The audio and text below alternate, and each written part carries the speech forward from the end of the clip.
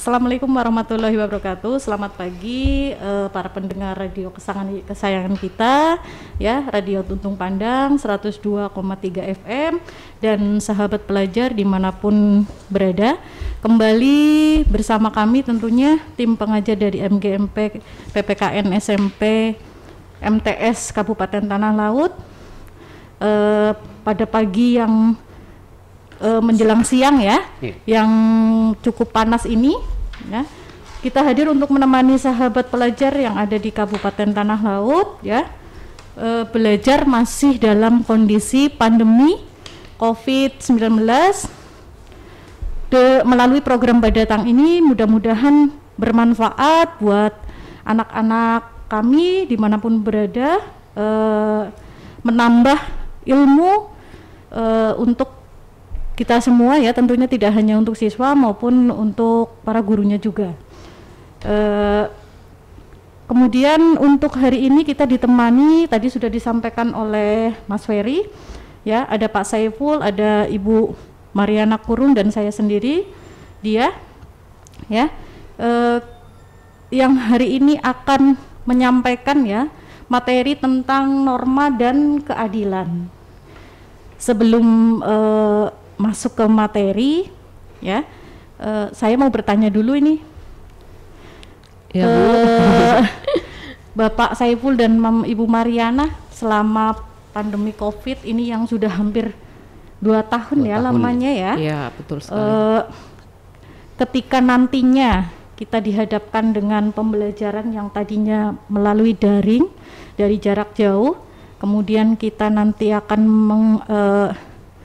menghadapi pembelajaran yang baru, mudah-mudahan kita akan berubah dari level ya, levelnya level 4, kemudian 3, mudah-mudahan jadi 2 dan 1 akhirnya kita akan belajar secara tatap muka. Nah, kira-kira sudah siapkah Bapak Ibu menghadapi anak-anak yang sekarang mungkin punya sikap perubahan sikap kebiasaan baru ya, kebiasaan yang baru yang ibaratnya mungkin mereka belajarnya dari rumah santai, kemudian mengerjakan tugasnya pun juga ibaratnya kapanpun dia bisa, atau bahkan kadang-kadang nggak dikerjakan sama sekali. Mungkin permasalahannya problemnya sama ya, ya, dan tidak hanya untuk 1 sekolah dan 2 sekolah saja. Kira-kira gimana Bapak Ibu, adakah perubahan sikap dari siswa-siswa Bapak Ibu? Mungkin yang dirasakan saya juga apakah sama? Iya pasti Bu. Ya seperti kata Ibu tadi, karena kebiasaan mereka di rumah bangun semaunya jadi perilaku mereka pun otomatis berubah. Ada beberapa saat mereka disuruh ke sekolahan untuk ngambil tugas atau apa, ya itu tadi terlihat sekali perubahan mereka yang biasanya kita disiplin ya setiap pagi datang ke sekolah. Ini sekarang mereka benar-benar ya berubah. Mungkin nanti sebentar lagi kita bisa pertemuan tatap muka terbatas Pak ya Ibu ya. Iya. Mudah-mudahan kita bisa memperbaiki ya, lagi pelan-pelan ya, kembali ke nol ya. Kemudian dari sikap yang paling menonjol kira-kira apa Pak Saiful? Oke, sebelumnya Assalamualaikum warahmatullahi wabarakatuh. Terima kasih kepada Bu Dia dan saya atas nama pengurus MGMP PPKN Kabupaten Tanah Laut. Terima kasih kepada pengelola Radio Tuntung Pandang yang sudah berkenan menyediakan tempat dan waktu buat kita ya, membantu kita dalam rangka mendukung program pembelajaran jarak jauh. Ya alhamdulillah sudah beberapa kali kita hadir di tempat ini dan kita merasakan juga bahwa manfaatnya bukan saja buat pelajar dan siswa SMP MTS Tanah Laut, dan acara ini juga masih didengarkan oleh masyarakat umum yang ada di daerah-daerah khususnya luar Plehari ya. Ya, mereka masih menyimak acara siaran kita ini. Selama pandemi COVID-19 ya, kita tentunya sebagai orang tua dan juga sekaligus guru, kita selain menangani siswa kita di sekolah, juga kita menangani anak-anak kita. Tentunya kita ini juga punya di rumah lebih mungkin bukan satu anak ya, Iya. kita juga punya lebih dari satu anak, jenjangnya juga berbeda. Berbeda. Ada yang anak kita di TPA, ada yang di TK, SD, bahkan ada yang di SMP mungkin ya, ada yang SMA. Bahkan SMA. Nah, adapun perkembangan yang kita hadapi ini berkenaan dengan tema kita pada hari ini adalah norma dan keadilan. Tentunya kita lebih pada kesempatan ini menyoroti masalah sikap, ya. Kita lihat sikap siswa khususnya ya, ada pergeseran sepertinya. Entah ini seperti yang diutarakan oleh Bu Mariana tadi, kayaknya ada perubahan. Nah, tentunya kalau kita lihat di rumah anaknya guru seperti ya juga berubah, Iya, gitu ya. betul sekali. Tidak sama ya Mas Peri ya. Anak-anak kita di rumah yang kita khususnya guru kok kadang-kadang ini bisa menjawab bahasa ininya, kok anak bisa membantah ya. Nah, sedangkan rupanya mereka itu perlu sentuhan orang lain. Kalau dia mendengar ini perintah tuh ada tugas dari bu guru, sepertinya lebih cepat. Iya. Nah. Dan Iya, betul lebih sekali. cepat mendengarkan. Lebih takut sama Iya, guru. betul. Nah, karena mereka ini lebih berhadapan dengan teknologi, kan kita menyerahkan itu pada melalui media, kita memberikan kesempatan atau kepada anak kita belajar melalui HP, ya. Di situ ada melalui WhatsApp dan ada melalui Google Classroom. Berapa sih durasinya? Nah, anggaplah saya 2 jam anak-anak itu untuk mengerjakan tugas. Selebihnya apa yang mereka lihat, kadang-kadang tidak kita kontrol. Kita ya. Iya. Betul. Nah, apalagi di orang tuanya yang cukup sibuk. Nah, Iya. yang mereka lihat kadang-kadang kita kontrol. Dia lebih banyak membuka di luar tugas yang semestinya, tapi mereka ada di situ, ada bermain game, ya. Mereka kalau cepat main game, dan juga ada yang tanpa filter masuk di situ. Mungkin kita lihat dari perubahan berbahasa mereka. Bahasa. Mereka menggunakan Iya, anak-anak betul SD, sekali. kita menggunakan bahasa-bahasa Bahasa orang gaul. lebih bahasa gaul. Yang gaulnya bahasa bagus yang- sih nggak yang apa-apa ya. masalah. Heeh, Ya, nggak masalah. saya Tapi, sampai aduh. terkejut juga ada bahasa-bahasa yang kurang sopan. Nah, untuk di level anak-anak. Iya. Nah, itu diucapkan oleh anak-anak. Dan semoga saya akan menyambut dengan senang hati. Kalau tidak salah sekarang kita memasuki level 2 ya. Iya. Nah, kita berharap dengan kesadaran yang lebih tinggi dari masyarakat, dengan tidak mengabaikan protokol kesehatan, insya Allah tetap kita jaga ini sehingga kita akan terus turun level ya. Saya rasa bukan cuma orang tua, kita juga guru ini sudah mulai sangat jenuh karena hampir sudah 2 tahun kita melaksanakan daring gitu ya. Iya. Ya mudah-mudahan nanti hari Senin kita mulai PTS, walaupun terbatas yang penting kita turun. Dengan turunnya itu kita akan sangat terbantu sekali ya. Tentunya kita sekolah ini sudah mulai mempersiapkan untuk pelaksanaan tatap muka secara terbatas. Mungkin itu Bu Diah yang dari saya tambahkan. Oke. Tadi sudah disampaikan oleh Pak Saiful, itu ternyata siswa-siswa kita banyak penurunan ya dari segi sikap, perilaku. Nah, kemudian kalau kita kaitkan dengan aturan ya, itu kan tidak boleh sebenarnya ya. Kalau misalkan kita tadi yang sudah disampaikan Pak Saiful berbicara yang tidak sopan, yang ibaratnya mungkin kita dapatkan dari media sosial yang mungkin akhirnya ditiru oleh anak-anak kita. Nah, ini tidak sangat ibaratnya diaplikasikan di dalam kehidupan anak-anak, baik itu di dalam kehidupan sehari-hari maupun di berbagai lingkungan, baik itu di rumah, di sekolah maupun di masyarakat. Nah, kira-kira aturan-aturan itu tuh bentuknya apa sih gitu kan? Nah, kira-kira sopan santun itu termasuk dalam aturan seperti apa sih gitu? Coba Bu Ana. Ya, Bu Ana mungkin. Ya, seperti kita ketahui ya Bu, untuk khususnya untuk kelas 7 kita ada pembelajaran tentang norma ya Pak ya. Di dalam macam-macam norma itu ada salah satunya itu norma kesopanan. Ya, kesopanan ini kan berkaitan dengan perilaku anak, termasuk perilaku anak didik kita di sekolah, baik di sekolah maupun di rumah, termasuk juga anak kita sendiri. Iya. Nah, dengan adanya pembelajaran jarak jauh ini, kadang-kadang norma kesopanan ini tidak apa ya, sudah Tidak bisa dilaksanakan iya, dengan baik. tidak bisa. Nggak usah anak didik ya, anak saya sendiri, aduh susah. Dengan seperti kata Pak Saiful tadi, dengan adanya game, Masnya pasti tahu nih yang game online itu kan sambil bicara. Saya kaget, anak saya itu kan kelas 1 SD. Dia punya kesempatan main handphone hari Sabtu dan Minggu. Dia main game online sama teman-teman sepermainan mereka di rumah. Sambil teriak-teriak, rasain lo. Apa itu, kata saya, kaget saya. Apa itu? Saya matikan aja langsung. Saya hapus itu aplikasinya.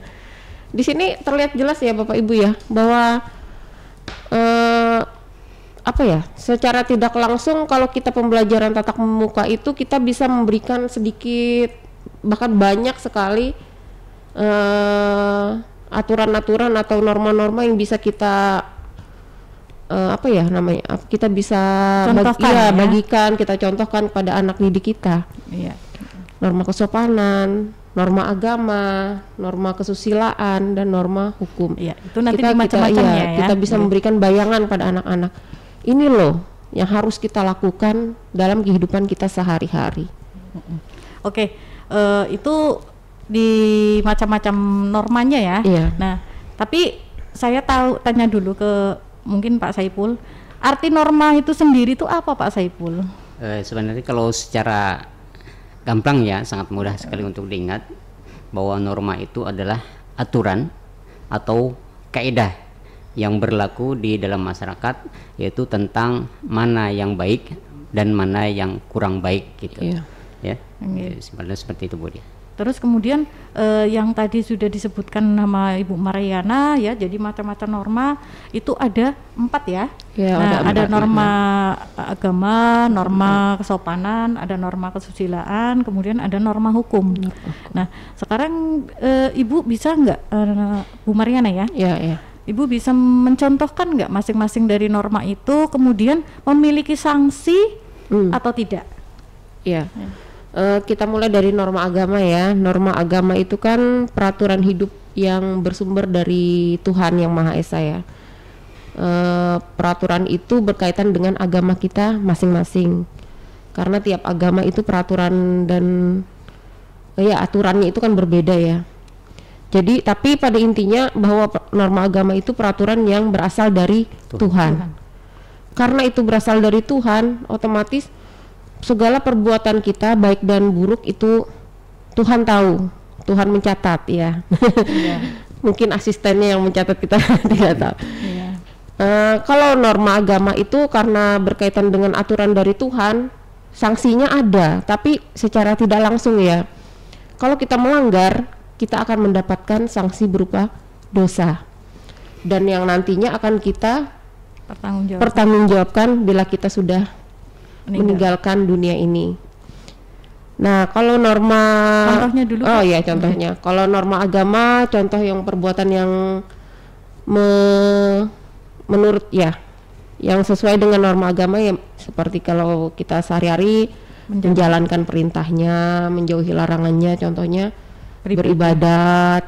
Kalau yang beragama Islam melaksanakan sholat 5 waktu. Kalau kami yang beragama Kristen atau Katolik beribadat setiap hari Minggu di gereja. Kemudian berbuat baik, tidak menyakiti hati orang lain, bersedekah. Ya, bersedekah. Kemudian melihat hak dan kewajiban kita masing-masing. Jangan sampai kita melanggar yang menjadi hak orang lain. Itu norma agama. Kemudian kalau norma selanjutnya yaitu norma kesopanan, yaitu peraturan hidup yang bersumber dari pergaulan hidup manusia sehari-hari.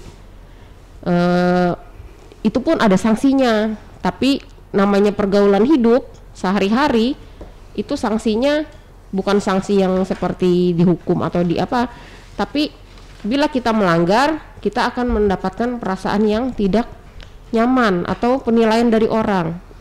Contohnya misalnya ya, anak-anak di sekolah menyontek pada saat ulangan, atau berkata tidak sopan kepada orang tua atau kepada guru, dia akan merasa apa ya, tidak nyaman atau mungkin mendapat teguran langsung. Dan itu berlaku untuk dia dan masyarakat. Dia tidak akan merasa nyaman, dia akan mendapat mungkin dikucilkan bisa, diejek bisa. Itu berkaitan dengan norma kesopanan. Selanjutnya norma kesusilaan, itu peraturan hidup yang bersumber dari hati nurani kita masing-masing. Apakah perbuatan kita baik atau tidak, itu berasal dari hati nurani kita. Kalau orang bilang itu tidak baik, tapi belum tentu hati nurani kita itu berkata tidak baik. Tapi kita sebagai manusia pasti tahu, bisa membedakan yang mana yang baik dan yang mana yang tidak baik. Contohnya, misalnya Mas Peri nemu dompet di jalan.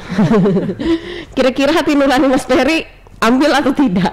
Apalagi lihat muka merah-merah. Langsung matanya hijau. Ya dilihat merah tapi matanya hijau ya. Aneh juga. Kira-kira hati nurani kita berkata apa itu? Ambil kah? Gulikakan dompetnya aja, yang merah diambil. Bisa juga kayak gitu. Iya, surat-suratnya tinggal, nggak perlu. Ya itu, hati nurani kita yang akan berkata. Kadang ya apa ya? Kadang-kadang ada bisikan-bisikan juga ya. ambil. Jangan. Tapi lebih banyak yang ambil. Nah, itu yang menilai juga dari diri kita sendiri.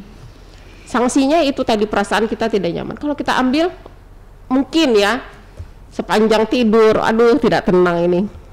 Pikiran kita tidak tenang ya, karena kita otomatis merasa bersalah. Dan yang terakhir itu norma hukum. Kalau norma hukum ini peraturan hidup yang dibuat oleh badan-badan resmi, memang resmi, tertulis negara, yang bersifat mengatur dan memaksa. Nah ini ya, sifatnya memaksa semua orang, mau tidak mau, suka tidak suka, harus menjalankan apa yang sudah diatur. Nah kalau yang tadi 3 norma tadi itu sanksinya tidak langsung atau tidak tegas. Kalau yang norma hukum ini sanksinya langsung dan tegas karena ada aturan yang sudah tertulis.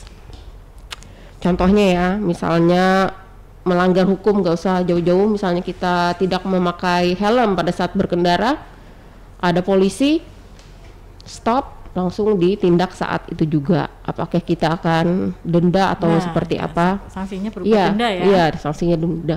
Dan tingkatan lebih parah lagi kalau kita melanggar hukum yang benar-benar sudah melanggar. Iya, benar-benar melanggar hak orang lain seperti mencuri, membunuh dan lain-lain, itu sanksinya lebih tegas lagi, berupa hukuman di penjara atau apa? Hukuman yang lebih tegas lainnya ya. Lebih banyak. Mungkin itu Bu Diah tentang macam-macam norma. Oke, sudah panjang lebar tadi sudah sampaikan tentang macam-macam norma, kemudian penjelasannya norma itu sumbernya dari apa, kemudian contohnya seperti apa, sanksinya apa. Nah, sekarang dari macam-macam norma tadi, apa sih tujuannya gitu kan? Apa sih tujuannya dibuat norma seperti yang tadi sudah disampaikan sama Ibu Mariana? Sekarang ke Pak Saipul. Oke. Tadi kita ini sudah jelas ya, terikat oleh berbagai macam peraturan. Saya ulaskan tadi Bu Ana ya, bahwa yang tertua kita mulai dari norma kesusilaan. Norma kesusilaan setiap orang, insan itu memilikinya karena bersumber dari insan kolbu atau hati nuraninya masing-masing. Itu sumbernya ya. Misalnya kita melanggar, maka nanti akan mendapatkan rasa penyesalan karena itu karena tidak ada hubungannya dengan orang lain tapi dengan diri kita sendiri. Kita ambil contoh ya, kalau pelajar misalnya ulangan, kawannya kerjanya serius, sementara ini ada yang kurang jujur. Nah, kurang jujur ya, itu salah satu pelanggarannya. Dia mencontek. Nah, mencontek karena dia tidak bisa menjawab atau dia malas belajar. Sementara teman-teman yang belajar tekun, dia tidak. Nah, nanti hasilnya ternyata dia itu lebih bagus ketimbang yang pinter kelas. Nah, itu bagi yang punya hati nurani tentunya dia akan menyesal. Yang saya contek tadi kan nilai rendah sementara saya tinggi ya. Kalau memang tidak ada penyesalan bahkan bangga, itu perlu dipertanyakan ya. Nah, sikap kita sebagai guru, ya Mas Ferry ya, mungkin gitu. Kita bohong kepada orang tua. Nah, orang tua kita punya uang, sementara uang yang ada di dompet itu buat beli beras, lalu kita ambil buat beli apa? Anak beli kuota buat main game. Begitu dibelikan kuota, ibunya nyari duit yang 50.000 tadi mana? Ternyata sudah dibelikan kuota, ibunya nyari, sementara begitu ibunya, padahal itu buat beli beras tuh nak. Adik-adikmu makan gimana? Kira-kira itu menyesal apa tidak, Mas Ferry? Misal ya, saya menyesal sih Pak. Ya, itu hati nurani berarti. Pernah merasakan nggak Mas?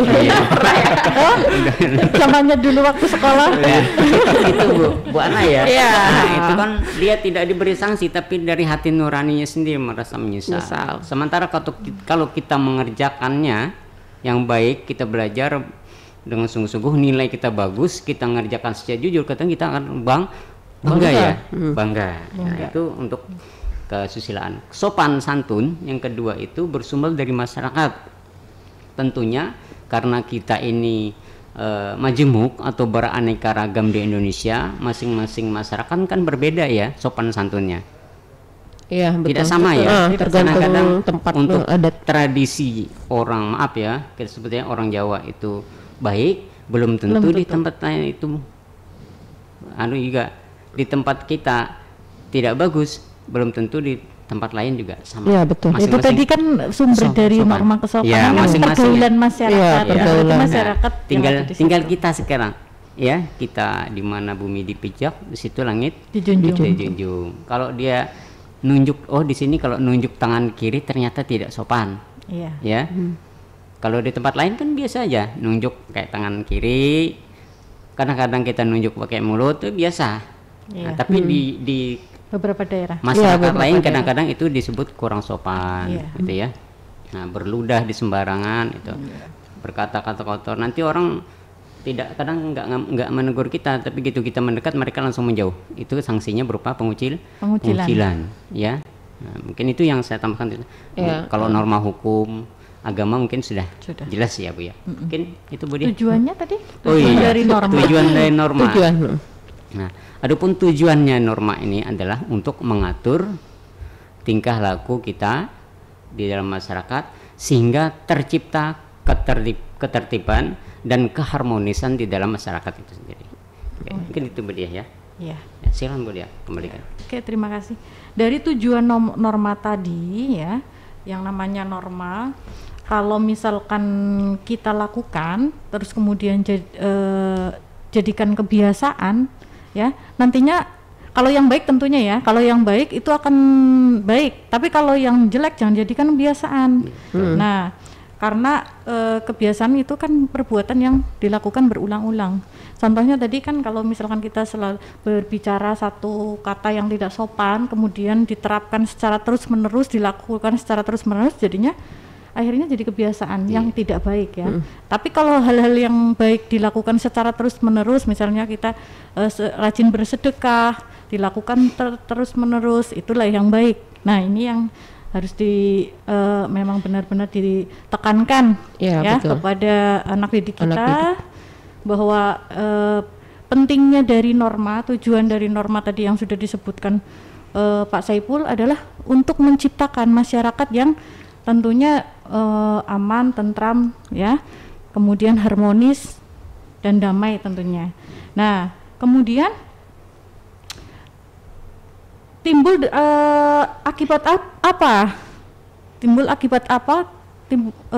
Dari pelanggaran norma. Kira-kira apa saja yang ditimbulkan apabila tidak melaksanakan norma dengan baik, Pak Saiful? Atau ada pelanggaran terhadap norma ya, yeah. Di masyarakat. Oke. Di sini ada 3 garis besarnya ya. Itu kan sudah jelas ada peraturan, maka kita akan melanggarnya. Yang pertama akan mengakibatkan perselisihan ya. pertengkaran atau kekacauan. Kacau. Itu yang pertama. Yang kedua, akan melanggar hak-hak orang lain. Ya. Yang ketiga, akan merugikan hak atau kepentingan orang lain juga. Itu saja garis besarnya. Ya, mungkin ada yang ditambahkan Bu Ana, silahkan. Ya betul sekali Pak. Kalau kita melanggar norma dalam masyarakat, itu selain kita membuat kekacauan, perselisihan, yang paling nyata itu kita melanggar atau mengambil hak-hak orang lain. Contohnya ya seperti kita yang tadi dompet jatuh tadi Mas Ferry. Kita mendapat keuntungan dengan mengambil itu, tapi kita Orang lain melanggar hak hak orang lain. Saya pernah merasakan yang namanya kehilangan dompet itu, aduh benar-benar bikin pusing. Apanya Bu? Apalagi yang disesali apanya? Uangnya kan? Uangnya nggak ada. Karena jatuhnya pas tanggal tua. Tapi ngurus surat-suratnya itu loh, aduh pusing sekali. Merugikan orang Iya, lain. merugikan hak orang lain. Itu yang paling utama. Jangan sampailah kita merugikan atau melanggar hak. Apa yang sudah menjadi hak orang kita ambil. Ya. Itu sih Bu dia yang Ya, intinya paling, hak ya. Iya. Ya, betul. Nah, kemudian dari hak-hak tersebut itu norma di sini sangat diperlukan ya. Nah, bermanfaat ya. Nah, dalam kehidupan masyarakat. Jadi untuk melindungi kepentingan manusia sehingga yang tadi ya disebutkan kita terwujud ketertiban dan kedamaian dalam kehidupan. Nah, norma itu juga tidak lepas dengan yang namanya keadilan. Nah, betul sekali Ya. itu. Jadi keadilan itu ternyata sangat penting di dalam masyarakat. Nah, kira-kira apa namanya nilai-nilai dari keadilan itu apa yang ada di dalam masyarakat, Pak Saiful? Keadilan. Saiful. Oke. Baik, saya nilainya apa saja, terus kalau misal disebutkan macam-macamnya apa saja? baiklah. Saya akan menjelaskan tentang Keadilan. keadilan ya. Ya. Tadi sudah norma. Saya mau kembalikan dulu ke Bu Diah. Pernah kita sebelum keadilan asal kata mau adil ya. Ya.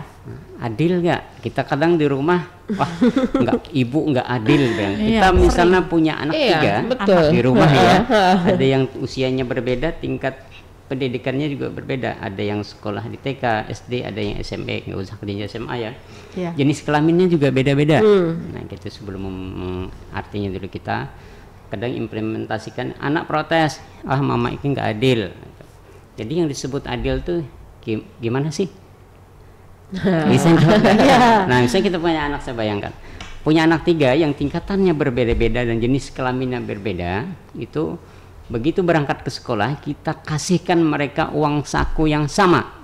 Misalkan yang TK kita kasih 10.000, yang SD kasih 10.000, yang SMP kasih 10.000.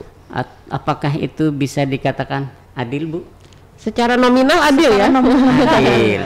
Tapi Ya? kalau dilihat dari keperluan penggunaannya itu tidak adil. Tidak adil ya. Semestinya gimana? Sesuai itu ya, sesuai porsinya. Porsi dan keperluannya. Oke, kan perbedaan apalagi sudah remaja ya, anak perempuan dan anak laki-laki itu beda keperluannya atau kebutuhannya tidak sama. Yang laki-laki biasanya simpel, yang perempuan biasanya banyak keperluan. Ya Bu ya. Gitu ya Pak. Gitu. Tapi laki-laki perlu mentraktir teman ya. Nah, yang TK kan tidak perlu pegang uang. Semestinya tidak usah dikasih uang, dan yang SMP perlu lebih banyak, makannya lebih banyak. Nah, jadi yang namanya adil itu adalah menempatkan sesuatu sesuai dengan porsinya atau sesuai dengan keperluannya. Tidak mesti harus sama, tapi kita sesuaikan gitu ya. Nah, adil di sini adalah bahwa setiap orang itu harus diperlakukan sesuai dengan hak-haknya dan tidak diperlakukan secara sewenang-wenang gitu. Nah, ini ada yang sesuai dengan aturan tadi ya. Nah, itu pengertiannya. Nah, sekarang adalah di dalam tingkah laku masyarakat ini ada pergaulan sosial tadi ya. Menjaga kerukunan anggota masyarakat sebagai sistem pengendalian sosial. Nah, itu ya, Bu. Nah, Iya. dan di dalam Undang-Undang Dasar 1945 ini dalam pasal 1 ayat 3 ini bahwa negara Republik Indonesia itu adalah negara hukum. Ini pas sekali berkaitan dengan keadilan. Ya. Yang dimaksud negara hukum itu adalah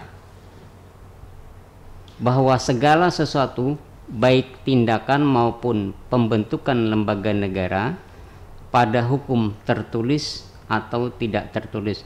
Hukum di Indonesia ada dua ya, ada yang tertulis dan ada yang tidak tertulis. Di Atau norma. biasanya apa, Pak? Yang tertulis itu adalah hukum yang dibuat oleh lembaga negara, ya. Atau biasa disebut dengan konstitusi ya. Konstitusi kan contoh yang adalah konstitusi yang tertinggi adalah Undang-Undang Dasar 1945, dan ada juga yang tidak tertulis, ya. Atau yang biasa disebut dengan konvensi. Iya. Ya. Kalau ada lagi di masyarakat hukum adat, ya, adat ini yang berbeda-beda. Kalau konvensi mungkin kita sudah tahu semua kebiasaan-kebiasaan yang ke dalam ketatanegaraan, namun di dalam Undang-Undang Dasar 45 itu tidak ditulis, ya. Iya. Contohnya tadi konvensi, apa itu? Kita ambilkan contoh, setiap tanggal 16 Agustus setiap tahunnya Presiden itu mengadakan pidato di hadapan DPR, MPR itu setiap tahun dilaksanakan.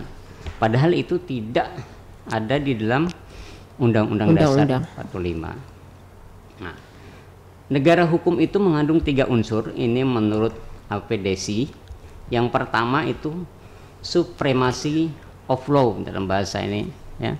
Supremacy of law ya, Bu. Ya, supremacy of law. Law itu kan hukum. Law, ya. Bu Ana pernah dengar ya? Itunya pernah menjelaskan. Ini kita orang PPKN meskipun bukan orang hukum, tetapi kita juga mengajarkan tentang hukum. Apa itu supremacy of law? Bahwa tidak boleh ada kesewenang-wenangan sehingga seseorang warga harus dihukum jika melanggar hukum. Ya, harus melalui proses Hukum. Ya, harus ada prosesnya. dulu, ya. Yang kedua, equality before of law. Setiap orang sama di depan hukum tanpa melihat status dan kedudukannya, baik bagi rakyat maupun pejabat. Iya. Seharusnya. Mestinya. Ya memang mesti gitu ya. Harusnya memang semestinya toh. Oke, ya saya Tapi terkadang Apa ini? ada apa ini? Bu Diah itu teori sama prakteknya kok nggak sama Iya, ya? betul sekali, dan banyak sekali kita temukan di artikel di media sosial. Iya, Ya betul kan, sekali. ini yang baru-baru apa yang kemarin? Ayo. Kadang begini, ada saya tapi ya nggak terlalu ini juga ya. Saya nggak bisa membuktikan. Nah, cuma di masyarakat hukum itu tajam ke bawah, tumpul ke atas. Apa itu? Gitu ya. Nah, kita kembalikan ke supremasi. Ya. Takut kena sensor ini. Itu tingkatannya ya untuk Ya. Begini, kadang-kadang orang itu kan sebelum dikatakan bersalah itu tidak boleh dipukuli dulu. Ya. Kadang-kadang ada orang gila dipukuli saya mati. Ya. Sebelum tahu itu orang gila ya. Karena di kampung itu sering terjadi pencurian. Begitu ada yang apes, orang gila masuk ke situ, dipukuli misalnya sampai mati gitu kan. Pernah ya? Ya. Wah, sering Pak. Oh sering ya. Nah itu kan sebelum dinyatakan bersalah dikasih hukuman dulu. Ya masyarakat sih dibilang salah ya gimana? Karena mereka saking kesalnya juga mungkin ya, lalu bertindak di luar hukum. Kemarin mungkin baca di berita lewat Facebook sekarang ya, ada guru yang meninggal gitu kan. Nah dipukuli pakai martil. Nah itu kan mestinya seseorang itu sebelum diselidiki dulu. Ya, jangan dihukum dulu sebelum ada keputusan dari pengadilan. Ini Kan ada makanya jenjang-jenjangnya gitu ya. Azas praduga Iya. bersalah.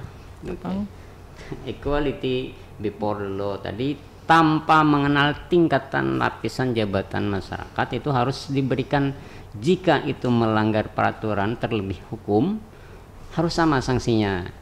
Ya. Harus Pak ya. Harus sama, makanya kita juga harus melek hukum.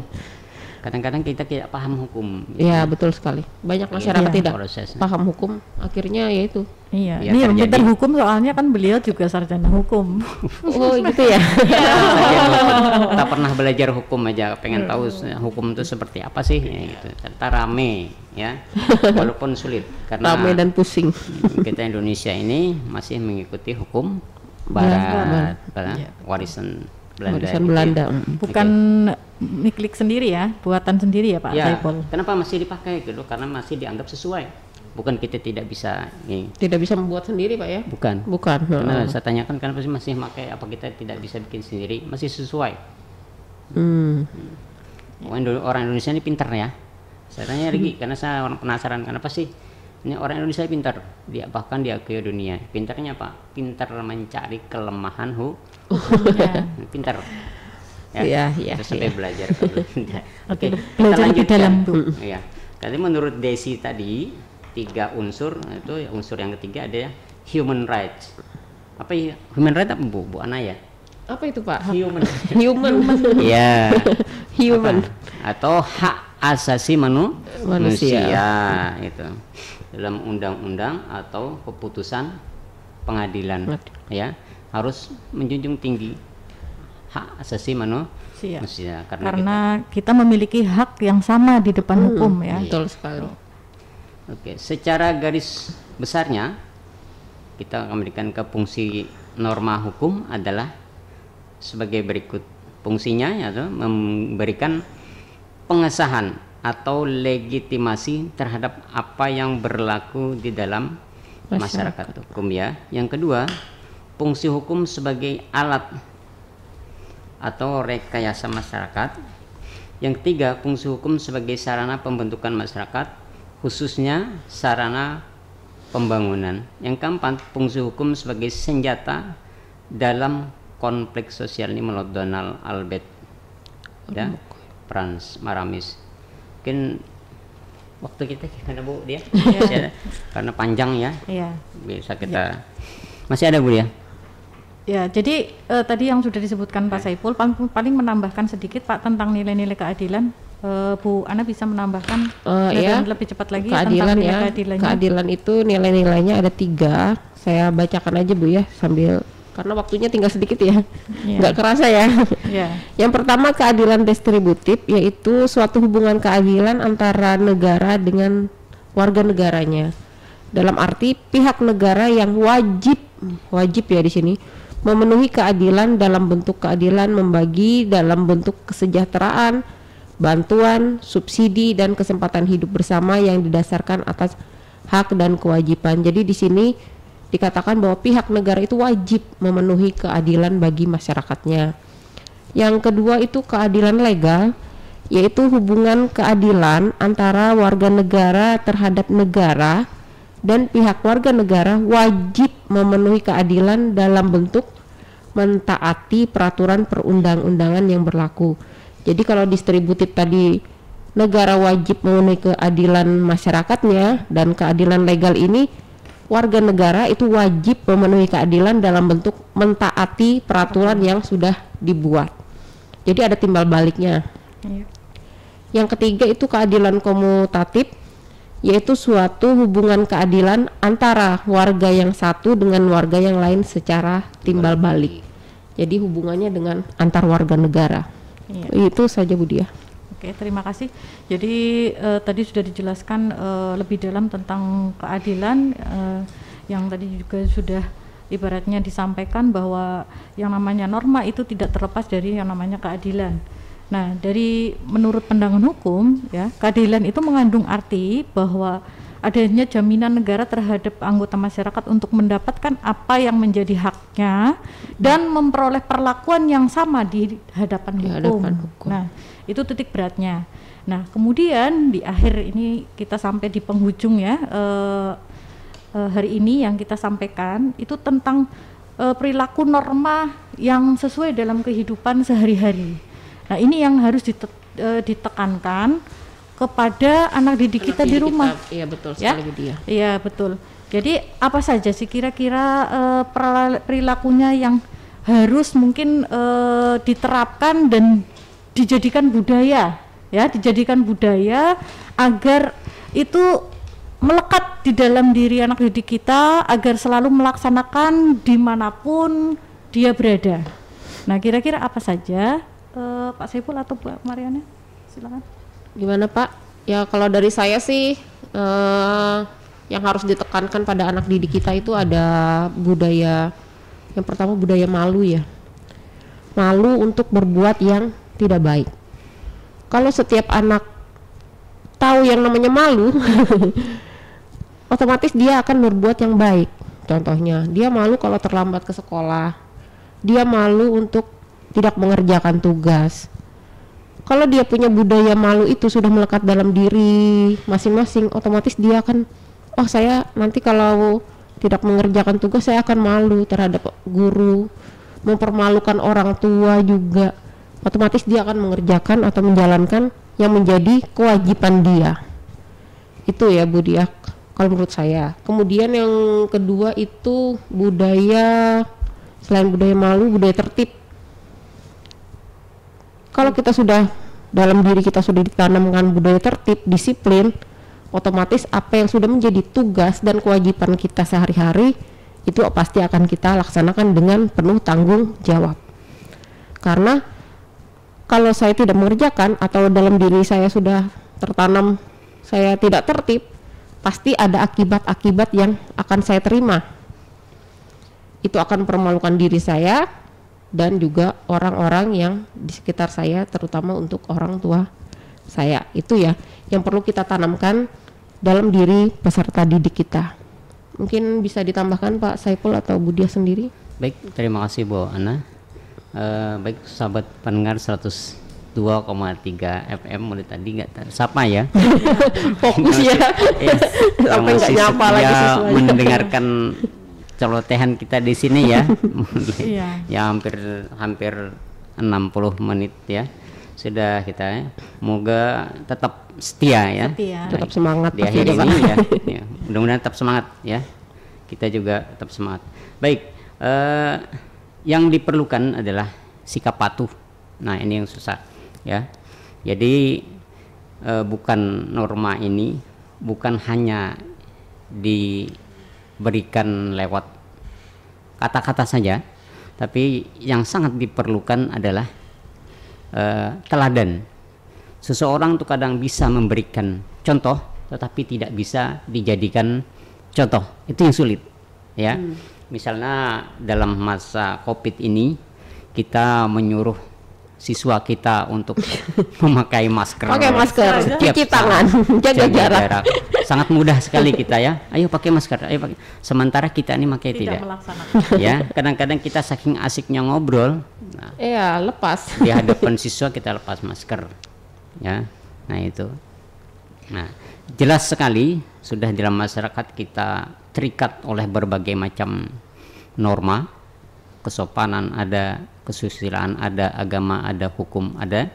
Nah, sekarang kita sebagai guru khususnya baik di siswa kita di rumah dan di tengah masyarakat, bukan hanya kita memberikan contoh lewat kata-kata, tapi kita sepatutnya menjadi teladan dan memberikan contoh ya.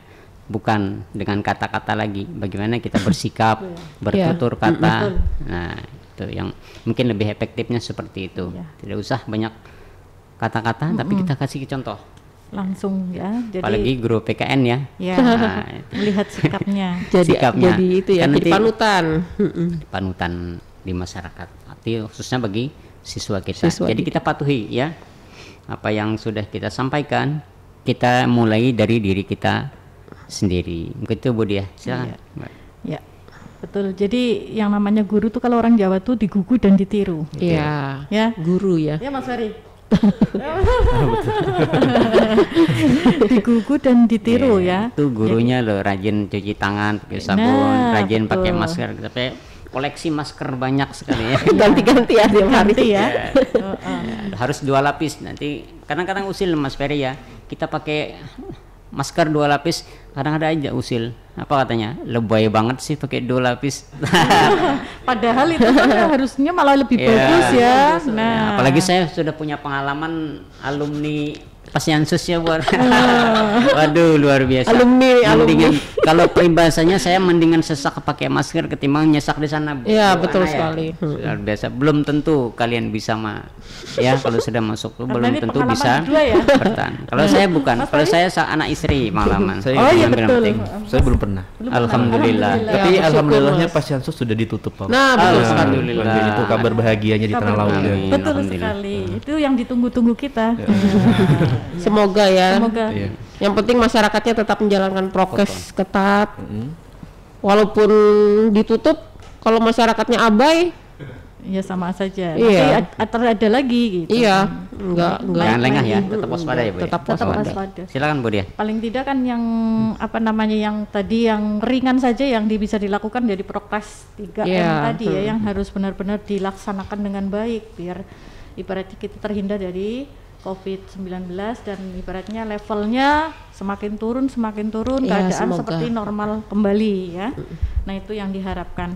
Dan satu lagi mungkin saya menambahkan dari budaya yang tadi disampaikan Ibu Ana ya, ada budaya tertib, ada budaya malu, Patuh, kemudian ya. ada Patuh. keteladanan ya. Keteladanan. Iya, keteladanan yang disampaikan sama Pak Saiful yang ibarat memberi contoh dengan sikap dan perbuatan yang bisa dilihat langsung oleh anak didik kita, yang tidak hanya kata-kata, juga mungkin perlu yang namanya budaya bersih.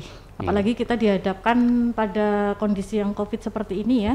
Jadi jangan apa namanya Abaikan. Jangan abai. jangan abaikan protokol kesehatan, kemudian jangan berhentinya yang kita selalu menjaga kebersihan, itu yang harus dilaksanakan oleh kita semua. Nah, Betul. itu dari intinya kalau sudah sampai ke situ berarti kita sudah sampai di penghujung Sampai ya. penghujung acara hari ini ya Mas Ferry. Mudah-mudahan apa yang sudah disampaikan tadi oleh Bapak narasumber Pak Saiful, Ibu Mariana dan saya sendiri Bermanfaat, bermanfaat buat sahabat pelajar di rumah, para pendengar radio kesayangan kita ya, Radio Tuntung Pandang 103,4 FM di Kabupaten Tanah Laut tentunya ya. Saya atas nama yang mewakili di sini ya sebagai MC sebagai host mohon maaf yang sebesar-besarnya apabila ada kata-kata tadi dalam memberikan memberikan materi hari ini. Salah hilah mohon maaf kembali.